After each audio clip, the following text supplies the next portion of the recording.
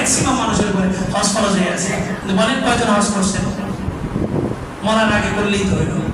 আর কাছে বদলি হজ কই পাইছে কে জানে? বদলি হজ, বদলি কোনো কিছু ইসলামে নেই, বদলি কোনো কিছু ইসলামে নাই। এখন আছে, এটা বললে কি আর মানুষ নিজে করবে? খালি বদলি পাঠাবে। বদলির অপশনটা কখন? সারা জীবন দুনিয়ার সমস্ত অন্যায় অশ্লীলতার কাজের মধ্যে যৌবন শেষ করছে, শেষ করে শেষ বয়সে এসে অনুতপ্ত হয়েছে, লজ্জিত হয়েছে, ইমাম সাহেবের কাছে আসছেন, আর কোনো পথ খুঁজে পাইতেছি না, আমার এই বয়সে আমার দ্বারা হজ করা সম্ভব না।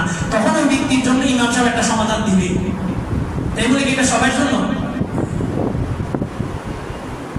সুদের টাকা, ঘুষের টাকা বাথরুমে লাগাইলে কাজে লাগানো যায়, এটা কখন? প্রথম স্টেপ না সর্বশেষ স্টেপ?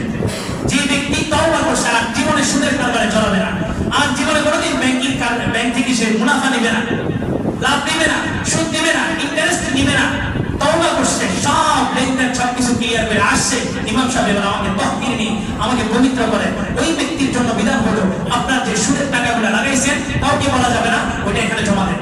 আমি এই টাকাটা সামাজিক বিভিন্ন কাজে খরচ করবো। সওয়াবের নিয়তে দেওয়া যাবে না, সওয়াবের নিয়তে দিলে ঈমানও থাকবে না। মদ খাইলে ঈমান যায় না, মদ খাইলে কেউ বেঈমান হয় না, বুঝলেন নাই? মদ খাওয়ার কারণে কেউ কি বেঈমান হয়? মদ খাওয়ার শুরুতে যদি কেউ বিসমিল্লাহ বলে সাথে সাথে বেঈমান, সাথে সাথে। কবিরা গুনাহ করলে কেউ কাফের হয় না, কিন্তু কবিরা গুনাহকে যদি কেউ বৈধ মনে করে তখন সে কাফের। সুদের টাকা দান করলে কেউ গুনাহগার হয় না, কেউ বেঈমান হয় না, কিন্তু সুদের টাকা যখন নেকির নিয়তে দান করবে তখন বেঈমান হবে। ওখানে নেকির নিয়ত ছাড়া দান করতে হবে। এটা কোন স্টেপ?